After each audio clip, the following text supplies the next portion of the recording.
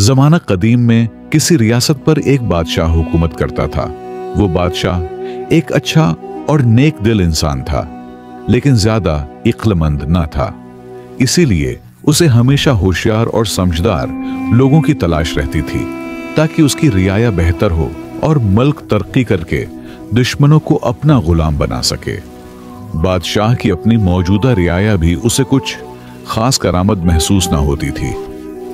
वो लोग सिर्फ मशूरे देते थे और उसके बदले तनख्वाहें वसूल करते थे, मगर उनके मशूरों में वो तासीर न थी जो बादशाह चाहता था।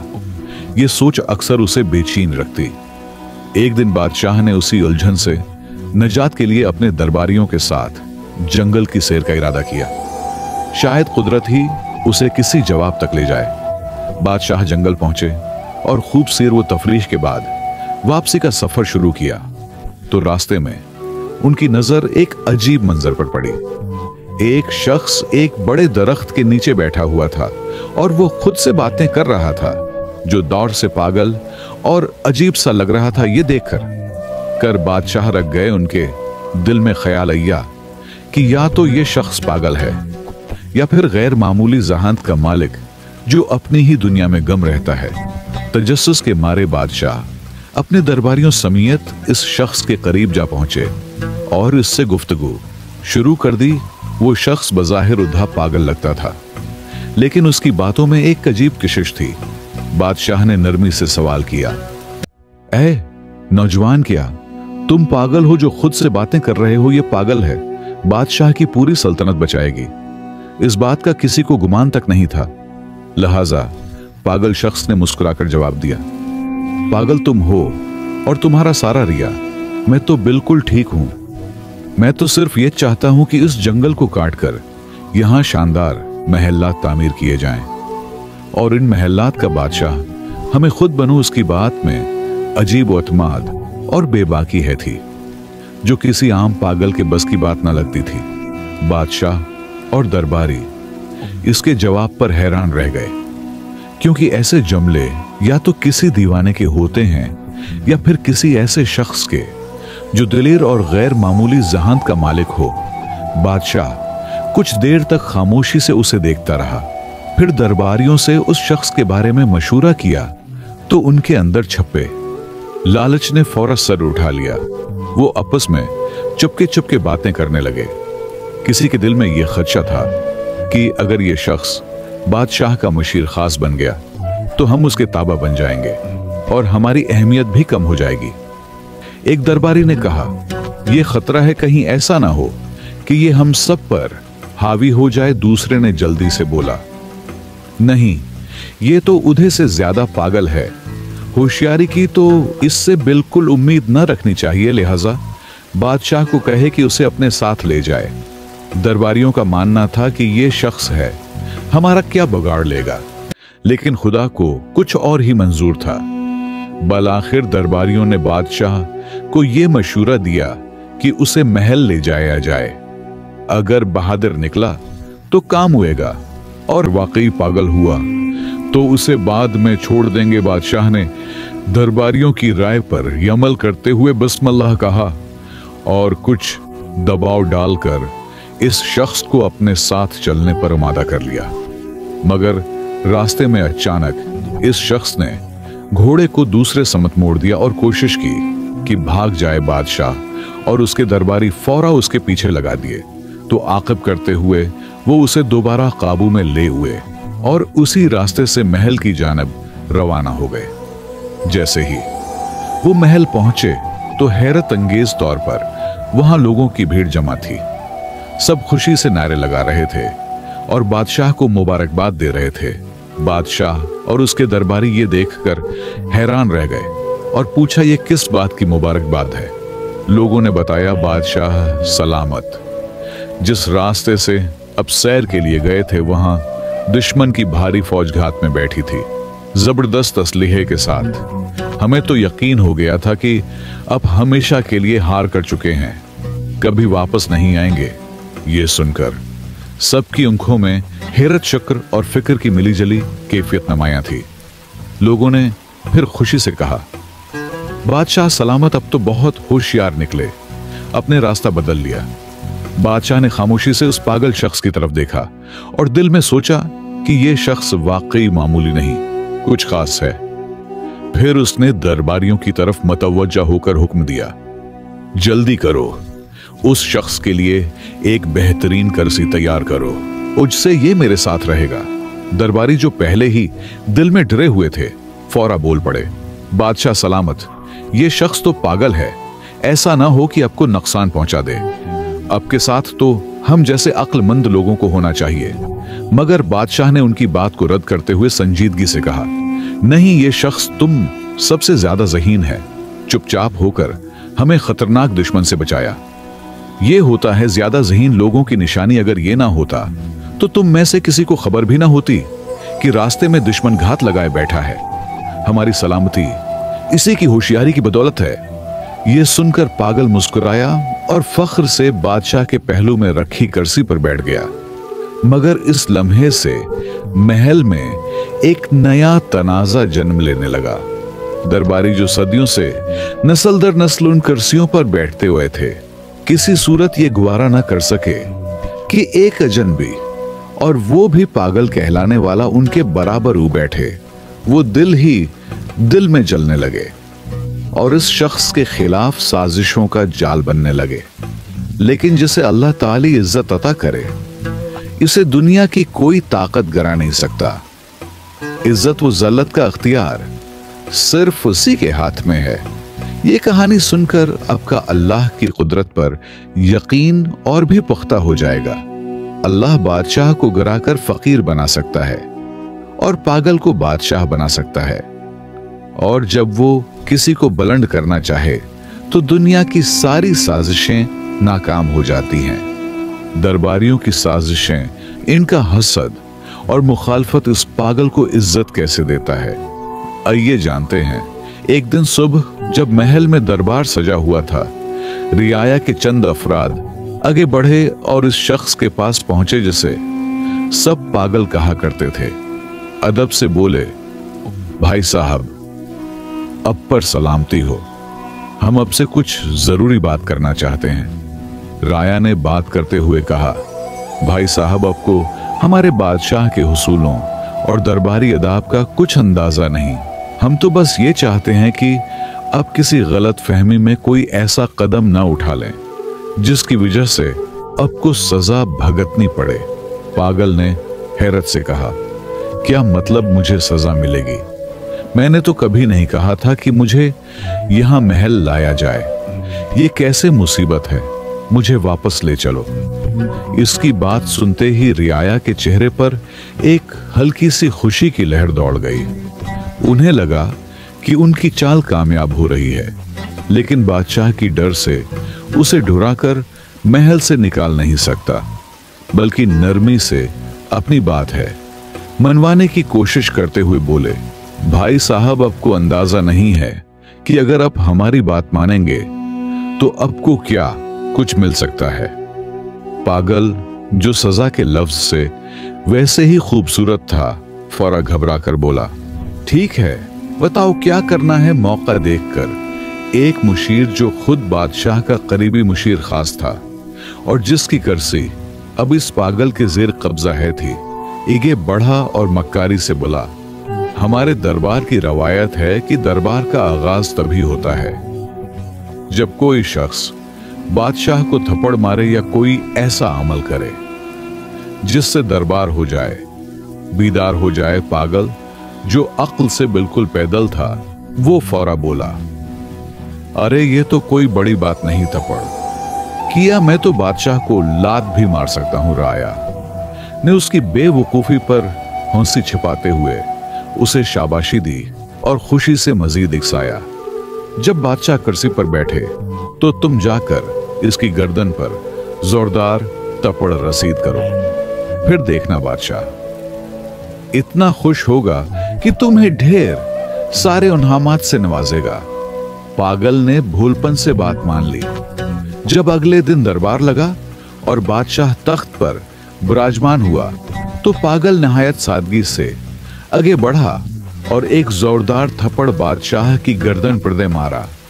इस जोर से बादशाह का ताजदार जागरा, लेकिन जैसे ही ताज जमीन से टकराया, इसके नीचे से एक खतरनाक बच्चों निकल। यह बादशाह फौरा चौंक कर खड़ा हुआ और उसे यह समझते देर न लगी कि अगर वो ताज सर पर रख लेता तो बच्चों उसे काट लेता। शक्करगुजारी से भरे दिल के साथ बादशाह ने पागल को सीने से लगा लिया। बादशाह ने पागल को सीने से लगाते हुए खुशी से कहा, मेरे ये सिर्फ एक शख्स है जो मुझसे सच्ची मोहब्बत रखता है। अगर ये मुझे थप्पड़ ना मारता तो आज शायद मेरा उखरी दिन होता। बादशाह के हुक्म पर पागल के लिए एक शानदार दावत का एहतमाम किया गया और साथ ही इसे एक खूबसूरत महल भी इनाम में दे दिया गया। राया जो पहले ही इससे हसद में मुब्तला थे, अब और भी परेशान हो गए। उनके दिलों में खौफ बैठ गया कि अगर यूं ही सिलसिला चलता रहा तो ये पागल इन सब की कर्सियों का वारिस बन जाएगा। चनांचा वो आपस में सरगोशियां करने लगे, यार ये बंदा तो बहुत तेजी से ऊपर जा रहा है, कुछ करना पड़ेगा वरना हमारी सब इज्जतें और रत्बे खत्म हो जाएंगे। दूसरी तरफ वो उधा पागल दिल ही दिल में सोच रहा था, ये रियाया तो वाकई बड़े सच्चे और हमदर्द लोग हैं। देखो कितना जबरदस्त मशूरा दिया था। खुशी उसने दिल में फैसला कर लिया कि अब से जो भी ये लोग कहेंगे वही मानूंगा। अगले दिन रियाया दोबारा मशूरा करके इस पागल के महल पहुंचे। वो सब अंदर से तप रहे थे मगर जाहिरी चेहरों पर मुस्कुराहट सजाए बैठे थे। एक मशीर ने नरमी से बात शुरू की, भाई साहब कल की तरकीब कैसी लगी? अगर अब थप्पड़ ना मारते तो बादशाह अब पर शक करता और शायद अब को सजा भी हो जाती। पागल जो अब इत्मीनान से महल में रह रहा था मुस्कुरा कर बोला, हाँ बिल्कुल, आप लोग बहुत अच्छे हो, अब की तरकीब ने मेरी किस्मत बदल दी। राया ने मौका गनीमत जाना और अगला चाल बिछाया, लेकिन यह तो सच है कि जिसे अल्लाह रखे उसे कौन रखे जितना मर्जी। अब के खिलाफ कोई साजिश करे, लेकिन अगर तुम सच्चे हो और अल्लाह तुम्हारे साथ है तो कोई कुछ नहीं बिगाड़ सकता। राया ने पागल को मुखातिब करते हुए कहा, अब एक और बात सुनो। सुबह जब दरबार लगे और बादशाह कुर्सी पर बैठने लगे तो तुम फौरा इसकी कुर्सी पीछे से खींच लेना, देख लेना, तुम्हें इद्धी बादशाहत मिलेगी। ये काम आसान नहीं, लेकिन तुम तो बहादुर होकर लोगे। पागल जल्दी से बोला, एक क्या मैं तो 2 कुर्सियां भी खींच सकता हूं। रियाया हसब मामूल उसे शाबाशी देते हुए रुखसत हुए और सुबह दरबार में वही हुआ जिसकी उन्होंने पागल को करने को कहा था। जैसे ही बादशाह तख्त पर बैठने लगा, पागल ने मौके देखकर कुर्सी पीछे खींच ली, मगर बादशाह ने खुद पर काबू रखते हुए गिरने से पहले संभल कर खड़ा हो गया। जब उसने पीछे मुड़कर देखा तो हैरान रह गया कि कुर्सी का एक पांव अंदर से पहले ही टूट चुका था। बादशाह ने फौरा पागल की तरफ देखा, उसे गले लगाया और बुलंद आवाज में सबके सामने कहा, देखो ये शख्स कितना होशियार और वफादार है। अगर ये ना होता तो मैं कुर्सी समेत जमीन पर गिरकर जख्मी हो जाता। फिर उसे तमगा इम्तियाज देकर अपने फौज का जर्नैल मुंतखब कर दिया और दरबार में एक बार फिर उसकी बहादुरी की दाद दी गई। ये देखकर रियाया सर पकड़ कर रह गए। वो जो हर बार उसे गिराने उठते, इसी की इज्जत में इजाफा होता रहा। अब वो तंग आकर एक दूसरे से कहने लगे, यार ये कैसी मुसीबत है। हम तो चाहते हैं कि उसे सजा हो, बादशाह नाराज हो और वो फांसी चढ़े, मगर ये हर बार बासी मार जाता है। अब मामला हाथ से निकलता देखकर मुशीरों ने एक गहरा मंसूबा बनाया, ऐसा मंसूबा जो पूरी सल्तनत को हिलाकर रख सकता था। सबने मिलकर फैसला किया कि वो पड़ोसी बादशाह से खफिया राबिता करेंगे, उसे जंग पर अकसाएंगे और वादा करेंगे कि हम तुम पर हमला करेंगे। लेकिन बादशाह को इत्मीनान दिया गया कि राया सब आपके साथ है, सब हम संभालेंगे, बस तुमने सिर्फ हमारे जर्नेल को मारना है, बाकी सब कुछ हम पे छोड़ दे। राया ने यह साजिशी खत भेजा और दूसरी बादशाहत की जांच पड़ताल के बाद वो राजी हो गया। अब रह गई सिर्फ एक बात, अपने बादशाह को जंग पर उमादा करना। चनांचे राया ने अपने चंद आदमी जख्मी कर लिए और बादशाह के सामने ओकर कहने लगे, बादशाह सलामत, हम कब तक सब्र करें? अगर कल आपको कुछ हो गया तो पूरी सल्तनत रोएगी। दुश्मन हमला और हो रहा है, हमें अभी फैसला करना होगा। मुख्तसर ये कि बादशाह ने जंग की ढूल बजा दी और अपने फौज को रियाया समेत जंग के लिए रवाना कर दिए। अब लश्कर का सिपह सालार पागल है, लेकिन सब मिलकर भी पागल का कुछ नहीं कर सकता, सिर्फ पश्त पीछे हंस रहे थे। जब वो दुश्मन मुल्क की सरहद पर पहुंचे तो वहां की फौज पूरी तैयारी के साथ मौजूद थी। दोनों जानिब की अफवाज जब जंगल में दाखिल हुए तो पागल ने हुक्म दिया, सब रख जाओ, सबसे पहले मैं बादशाह से खुद लड़ूंगा। क्योंकि वो कमांडर था, पूरी फौज रख गई। पागल ने जोर से आवाज दी, ए बादशाह बाहर हो, दुश्मन बादशाह अय्या। और दोनों जंगल के बीचों बीच आमने सामने खड़े हो गए। अचानक एक खूनख्वार शेर झाड़ियों से निकला और दुश्मन बादशाह पर हमला कर दिया। पागल, जो असल में सिर्फ तलवार चलाना चाहता था, दिल में कोई जाती दुश्मनी नहीं रखता था, फौरा आगे बढ़ा और शेर से लड़ने लगा। एक सख्त जंग के बाद इसने शेर को मार गिराया और बादशाह को जख्मी हालत में उठाकर लाया। दुश्मन बादशाह खून से लबत था, लेकिन जिंदा बच गया। अपनी फौज को देखकर इस बादशाह ने कहा, नहीं, लड़ाई नहीं होगी, मैं इस कमांडर को माफ करता हूं, इसने मेरी जान बचाई है। ये निहायत बहादुर और होशियार शख्स है।